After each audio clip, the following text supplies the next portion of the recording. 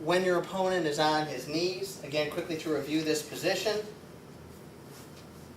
I want to keep my opponent's weight forward, so I'm continually trying to tug him forward.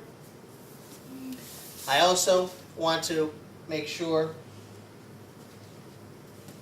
that I'm circling away from this arm, so I'm going to tend to come in this direction. I want to stay off my knees to keep my weight on my opponent. Also, I want to keep my body angled somewhat. In other words, I'm not facing him squarely this way.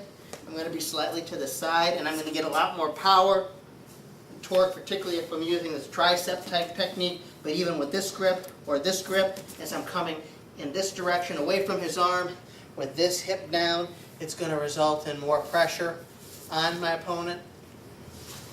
Now, one thing I want to emphasize, particularly while we're on the mat, is when I have this position here, in other words, I have tricep control, I have the chin and tricep control, and I'm not so, quite frankly, spending tremendous effort on the chin here.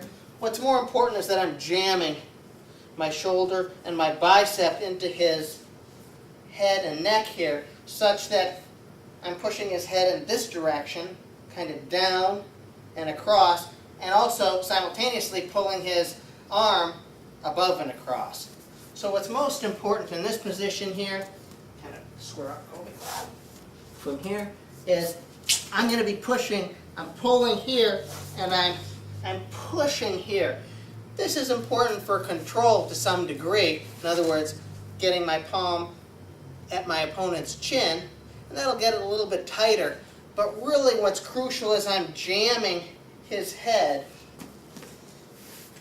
under his arm as I'm spinning away. So I'm not so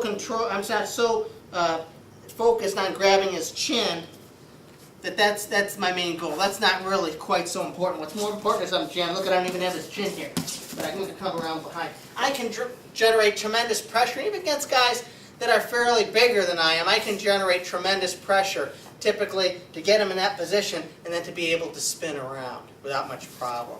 So I really want to get that concept across, pushing down, so the head is coming down and torquing up on the arm, so the arm is going over the head. This is your goal. Okay? You don't want to have no pressure on the head. The head is getting pushed down by the shoulder and bicep, and the arm is getting pulled over the head. And you're going to be torquing your opponent in this way as you circle away from the arm. Some finishes from the head position and head and arm position while you're on your knees.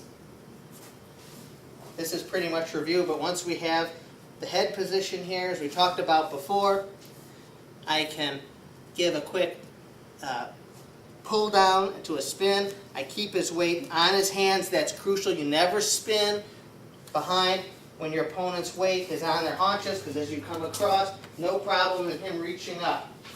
Whereas if you keep his weight forward to where he has to support his weight with his hands, he can't be reaching up.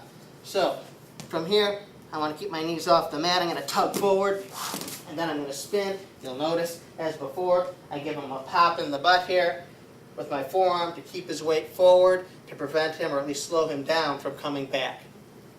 Similarly, and again in review, if I have a head and arm here or head and arm here, I'm tugging forward, I'm going to tug, and I'm going to spin around behind.